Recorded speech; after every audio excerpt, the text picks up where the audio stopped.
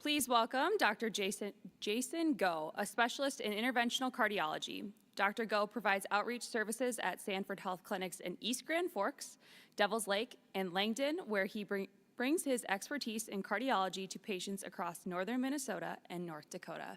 Please welcome Dr. Go. Hello, can you hear me? Okay, I'm gonna make sure I need to figure this out. All right, well, my talk today talks about aortic stenosis. Actually, it's supposed to be aortic valve disease, but aortic valve disease is so vast that it's important that we get really good at the most important one. And one of the most important aortic valve diseases is aortic stenosis. So we're gonna go talk about that today. I have no relevant financial disclosures for this talk. So my objectives today is to help the audience understand the etiology, natural history, pathology, progression, and treatment of aortic valve stenosis, make the audience understand the treatment options for aortic stenosis, identify the gaps in care to help us treat our patients with AS, and understand the concept of a heart team and its role in the lifetime management of aortic stenosis. Before we do that, we have to understand what is the aortic valve and what does it do. The aortic valve is the main valve of the heart.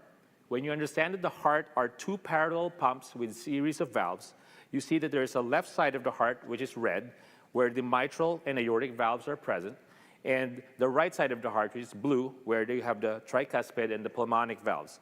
The aortic valve is the last valve that opens to let the blood out of the heart and closes so that the blood does not come back in. So that's the main function of the aortic valve, and therefore aortic valve disease usually happens when the valve is either stenotic or could not open properly to let the blood out, or if it is insufficient, wherein it's not closing properly and the valve causes the blood to leak back into the heart, or it can be a combination of both. Again, for today's discussion, we're going to talk mainly about aortic stenosis, but a lot of the things that I will say today also equally apply to aortic insufficiency. Aortic stenosis, as you probably see in your handouts right there, is a very, very major pathology in the United States. It's the most common cause of left ventricular outflow obstruction in children and adults in the United States. And it's the second most common form of valvular disease in the US, particularly in patients more than 65 years of age. The most common is mitral regurgitation, but the burden of disease is typically more severe in aortic stenosis. This table from Lancet in 2006 shows the prevalence of aortic valve disease, specifically aortic stenosis. As you can see, it is the second most common disease state for aortic valves in the US. So what are the types of aortic valve stenosis? There are three types mainly. One is the congenitally abnormal aortic valve. That is, you are born with a valve that is not anatomically normal, and this leads to premature failure. There's another one called calcific or degenerative aortic stenosis, which is the most common form of aortic stenosis, wherein a morphologically normal tri-leaflet valve fails later in life because of degeneration and age. And there's rheumatic valve disease. Rheumatic valve disease is a situation wherein there's an inflammatory or immunologic injury to the valve, whether it's normal or abnormal at birth. And this typically occurs along with mitral valve involvement, and it's more common in the rest of the world. In places like the United States, the most common form of aortic stenosis is degenerative or calcific AS. The burden of aortic valve disease is only expected to increase because of aortic stenosis due to degeneration. As the aging population increases, the more patients we have with degenerative aortic stenosis. In a population-based study published in 1989, we see that in the US during that time, there were about 7 million people that were aged 80 and up. And by 2050, this number is expected to multiply fourfold. So taking off from what Dr. Wing just talked about, you can imagine the amount of physicians we would need to cover the emerging burden of aortic valve disease. 1 in 8 people over the age of 75 has moderate or severe aortic valve disease. The morphology of the aortic valve, whether it's born with a unicuspid or bicuspid valve, or whether you're born with a normal tricuspid valve that gets worse over time, determines the age of presentation. So for people over the age of 70, over 60% of those individuals will have degenerative or calcific aortic stenosis, while for people about 50 to 70, majority of those patients will actually have a bicuspid aortic valve or an abnormal valve. A unicuspid valve typically will fail within the first 10 to 20 years of life. The graph right here shows the distribution of the aortic valve morphology by age of a patient. So you can see that on the yellow bars, you can see that as we get older, it is usually a form of a calcific or degenerative aortic stenosis that present. While in the 50 to 70 age group, it's usually a bicuspid aortic valve. You can see there's virtually no unicuspid valves because they tend to present much earlier, as I said. So what are the risk factors for worsening of degenerative calcific aortic stenosis? The risk factors, as we have already implied quite a bit, is age. Each 10-year age difference is associated with a twofold increase in the prevalence of aortic stenosis. Male gender, twofold increased risk. Current cigarette smoking, as if we don't have enough reasons to stop smoking, is another 35% increased risk. Hypertension increases the risk by another 20% of progression of aortic stenosis. And high serum concentrations of bad cholesterol. However, the modification of cholesterol has not been yet shown to reduce the progression of aortic stenosis, even though it seems that these is a risk factor. We haven't unlocked the key to reducing the cholesterol in terms of reducing progression of AS. So the natural history of aortic stenosis and the progression of degenerative calcific AS is as follows. It starts with valve sclerosis and calcification, and when we say valve sclerosis, that's when mild scar tissue forms on the valve, and this leads to deposition of calcium and hardening of the heart valve. The hardening and stiffening of the heart valve leads to an outflow obstruction, meaning the heart is having trouble pushing against a valve that is now stiffer. This increases the velocity of the blood going through that and what we call the gradient, which is measured on echocardiograms by your physicians. And this leads to compensatory LVH, or a thickening of the walls of the heart wall. So when the valve becomes stiffer, the heart needs to become more muscular to pump the blood through that valve. And when the heart becomes thicker, what happens is it becomes harder for the heart to relax. It becomes harder for the heart to fill with blood. If you can't fill the heart with blood, then it can only eject the blood that's in it. So that, again, is a problem. And a thickened heart muscle also has more oxygen demand. So if you have more thick muscle that needs more oxygen, that also has to work harder because of the stiffer valve, that heart becomes ischemic or not having enough oxygen, and this eventually leads to systolic failure or a failure of the heart to squeeze blood, which is the primary function of the heart, and hence you can see how this cycle can quickly become very, very difficult for patients. So the most important slide is this slide right here, and it's not empty, I promise. So what this is the natural history of aortic stenosis and how we recognize it and potentially make a difference. So you can see on top, there is a 100% survival. That yellow line basically shows a latent period where the patients are asymptomatic. They do not have any symptoms, but there is increased thickening and calcification of the valve. There's increased obstruction and LV hypertrophy, as I discussed with you. The valve during this time becomes more stenotic. And then there's a period wherein symptoms begin to develop or patients begin to die. And so the survival does go down. And this period right here represents the symptomatic period wherein the patients develop that thing called diastolic dysfunction or failure of the heart to relax properly, and also cardiac ischemia wherein the heart becomes very thick and lacks oxygen and begins to fail in its function. During this time, the patients can present with several kinds of symptoms, which is heart failure, or basically fluid buildup, swelling in your legs, or shortness of breath, and we have failure over there, and syncope, wherein the patients get lightheaded when they stand up and they can pass out, or angina, wherein the patient's lack of oxygen to the heart can cause chest pain. And depending on the symptom presentation, you can have a 50% mortality at 2, 3, or 5 years, depending on the presenting symptom. So if you present with angina or chest pain, there's a 50% mortality at 5 years. For syncope, it's 50% mortality in 3. And for heart failure, it's 50% mortality in 2 years. And so if untreated, aortic stenosis will typically lead to death at an average age of 63 years old based on this large population-based study.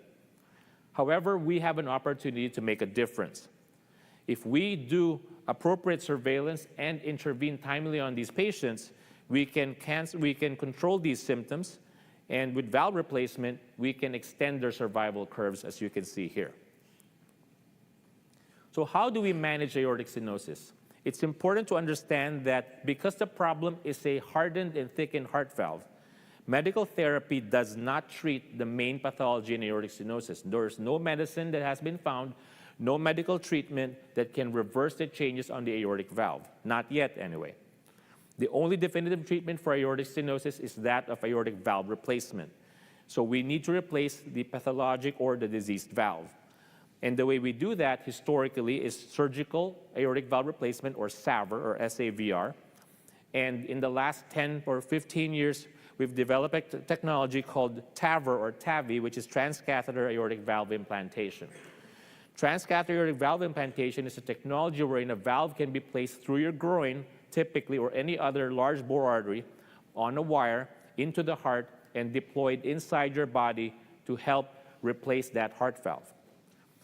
Before the technology of TAVR, there was a treatment called balloon aortic valvuloplasty, which is a palliative form of treatment wherein a balloon is instead placed in the heart valve to crack open the valve that is stiffened to help the blood flow more easy. However, that can sometimes unpredictably lead to leakage in that torn valve, or the results of that might only be good for about 6 months. Hence, it was typically used as a palliative measure, as a bridge to get patients to surgery before the advent of TAVR.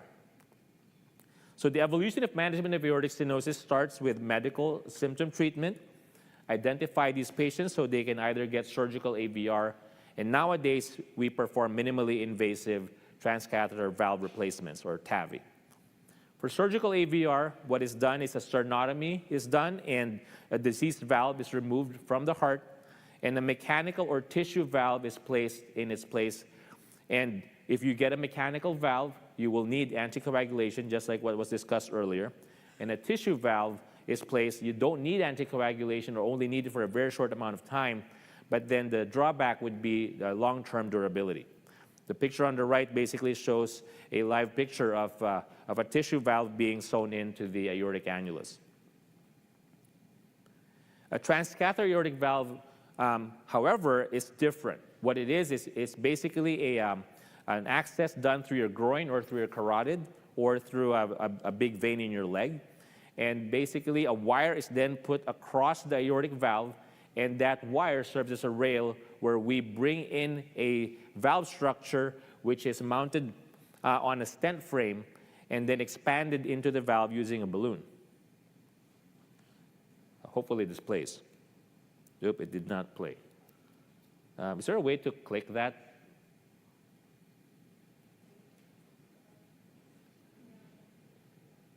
Is there a way to click that button? Okay, good.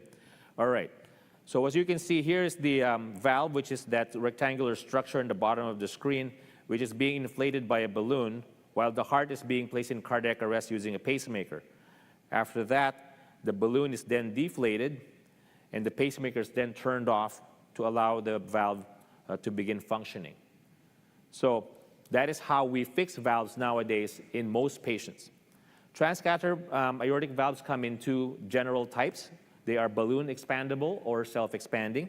Balloon expandable are the valves on the top line there, which is a valve basically mounted on a stent frame, and the frame is then inflated into the aortic annulus. And as you can see there, these are the first, second, and third generations of the balloon expandable valve. The one on the bottom is a self-expanding valve, which is basically a valve tissue that is sewn into a self-expanding nitinol frame, which is then unsleeved into that area of the heart. And again, that also does the same thing, which is basically mount itself in the native aortic valve and then have a valve inside that then takes over the function of your aortic valve. There are a lot of future directions in the development of these heart valves, which are rapidly developing. In fact, the three pictures that you saw there represent the first, second, and third generations of these valves. We are now in the fourth generation of these valves. And so engineering, which include improvement in the tissue quality, using bioengineering, coating these valves with anti-calcium treatment so that calcium does not develop on these valves. They are trying to improve the design of the stent struts to make it stronger, preferably thinner, maybe lower profile to allow for placing in even smaller arteries. There has been a lot of progress made on how these valves are deployed, where they're deployed exactly to give the best hemodynamic performance of the valve. And there's a lot of exciting data that's coming up on certain medications that may help reduce the failure of these valves early. Currently, the FDA has approved the TAVR technology for use in all patients, whether it's low risk, medium risk, high risk, or inoperable patients. And the data thus far has shown that these valves are equivalent to their surgical valve counterparts in terms of mortality, in terms of stroke reduction, and in terms of combination of these outcomes. Thus far, given the availability of the technology, which has been in the last 10 to 15 years, basically we see very equivalent durability of these valves compared with their surgical valve counterparts. The valve leaflets are actually identical to the surgical valves. It's only the way they are mounted and delivered that is different. So comparison of valve durability for bioprosthetic valve failure at 5 and 10 years are very equivalent for surgical and transcatheter valves. Long-term data is not available yet because we don't have patients that have received the valve as a low-risk patient who will be expected to live more than 10 years. But that data should be coming within the next decade. So how do we choose which patients get a surgical valve and which patients get a transcatheter valve? We use several factors that help us decide that. As I said earlier, the FDA has approved transcatheter valves for use in low-risk, intermediate, and high-risk patients. Sorry, I got a phone call. All right. And inoperable patients obviously will get the transcatheter valves. But there are several features. But the basic underlying tenet is that the higher risk patients, the more frail patients, patients with previous cardiac surgery, previous patients who are older, typically will get a transcatheter valve, whereas younger patients that may benefit from a mechanical valve or a Ross procedure typically get a surgical valve. If they're already getting surgery for another reason in their heart, like multi-vessel coronary disease, then they will get a surgical valve as well. Then this is what I was talking about just before. So this graphic right here takes a look at the factors that your physicians and heart team looks at in determining what kind of valve is best for you. We look at balancing life expectancy versus surgical risk. The longer the life expectancy of a patient, the more we think about a mechanical heart valve. So a patient typically younger than 50 years of age would be considered strongly for a mechanical heart valve or a Ross procedure because they're expected to outlive the bioprosthetic valves. Mechanical heart valves have tremendous durability performance, and hence if we can do that, we would like to do that for these patients so they only get one valve procedure. However, that comes with a caveat of lifelong anticoagulation or lifelong blood thinner. As the surgical risk goes up, these patients may not be able to tolerate surgery to replace a heart valve, which is the first three of those drawings. Hence, these patients at high surgical risk typically are routed to TAVI or TAVR because they can be done on patients even as they have very advanced age and are very sick. And this decision is made by a multidisciplinary heart team centered on your primary care doctor, general cardiologist, your cardiac sonographer, your heart failure specialist, your valve clinic coordinator, and the interventional cardiologist or heart surgeon, and their assistants. So the following slides are a few slides that I excerpted from the American Heart Association Target Aortic Stenosis program that was launched a few years ago. And they basically outline potential challenges to delivering this care for our patients. One of that is lack of awareness. So there's a lack of recognition of the burden of disease, not only among providers, but specifically among patients. These gaps in awareness can be attributed to patients minimizing their symptoms or blaming their symptoms on their age. Lack of awareness that there are minimally advanced therapies or advanced minimally invasive therapies that can treat patients even if they are very old or frail. So they can't say that I don't want to go through open heart surgery because I'm not strong enough to do that, because we have a technology that can treat these patients. There's also a misconception on the efficacy of medical therapy alone. Medical therapy may help symptoms, but they do not alter the course of disease. And for providers, do we really know that the asymptomatic patient with severe aortic stenosis is really asymptomatic? Because if patients are symptomatic, as you can see from that curve, they need to be treated. Otherwise, they will have early mortality. They say age is just a number. They say that age leads to symptoms. They basically say that as you get older, you start developing these symptoms: fatigue, shortness of breath, heart failure, chest pain, bad heart rhythms, or passing out or syncope. But what they don't realize is it's not the age that gives you these symptoms. It's actually the presence of a diseased heart valve that comes with age that gives you these symptoms. The diseased heart valve lead to that cascade that I explained a while ago that causes these symptoms. And what we know is that we can break this equation. We can break this equation by fixing the heart valve. And when we fix the heart valve, this no longer becomes true. Now, you no longer have these symptoms because these valves are very effective, over 80 to 90% effective at alleviating these symptoms. And when you have this, you have a better equation, which is happy individuals with good quality of life surviving with a normally functioning aortic valve. And I would like to talk about this study that was presented in 2019. Even in 2017, only 4% of responders were actually aware of what aortic stenosis was and was able to give an accurate definition on what it is. 4%.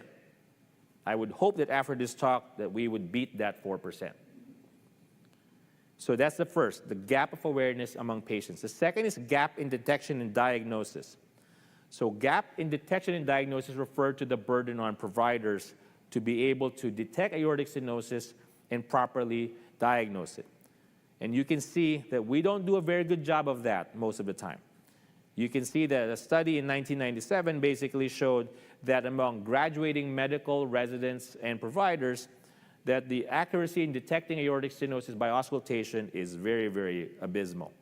And even for practicing clinicians or even cardiologists, that number, while substantially better, still can be improved. Aortic stenosis also is not an indolent disease that remains static. It requires constant monitoring and follow-up. We know that about 8 years is the typical amount of time for patients to develop severe aortic stenosis from the initiation of that process of sclerosis. And about 50% of patients with moderate aortic stenosis, moderate meaning not yet symptomatic, meaning not yet severe, half of those patients will need a valve replacement in the next 5 years. Lastly, there is a gap in referral. That is, after you have a patient who is aware, who knows their symptoms, has seen a provider, and has been known to have aortic stenosis, there are still gaps in referrals. There's a study out of Chicago that basically showed that 1 in 4 patients had to wait more than 5 weeks before they were able to get treatment from the date of their referral for aortic stenosis. And data has shown that this 5-week gap translates to an 8% increase in mortality. And during the COVID year in 2020, there was actually a study that showed that when national healthcare systems were rationing care, they saw that when they got the patients with severe aortic stenosis, not critical, but still severe, and they deferred their treatment because of lack of resources, and only treated the ones that were critical, meaning the real sick ones, the patients who actually just had severe and were more stable actually did worse than the critical patients. Hence showing you that any delay in treatment to aortic stenosis can have measurable bad outcomes. So in order to improve the delivery of care for aortic stenosis, we need to enhance patient awareness, provider awareness in detection and diagnosis, and referral should be done promptly and efficiently so that we can treat these before there's a measurable delay in treatment and a measurable increase in mortality. So in summary, aortic stenosis is a serious and life-threatening condition whose prevalence is only expected to increase as we have an increase in life expectancy in an aging population. Treatment for aortic stenosis via surgical or transcatheter technologies is effective and available. Most patients, even the sickest of the sick or the oldest of the old, can be treated, particularly with minimally invasive catheter-based therapy. Personally, I have treated a patient who was 102 years old with a TAVR, and he has done well. There remain significant barriers and gaps to delivering this care to those who need it. And if we identify gaps in care, gaps in awareness for patients, providers, and referral, we will be able to help these patients. It will take a concerted effort to educate the public with programs like these, healthcare providers, and policymakers so that we can improve the care for these patients. Thank you. Thank you for being a part of the Rock from the Heart community and for joining us today. Your presence and engagement make a huge difference in raising awareness and building a stronger support network for those affected by aortic and heart valve disease. Thank you so much for attending today.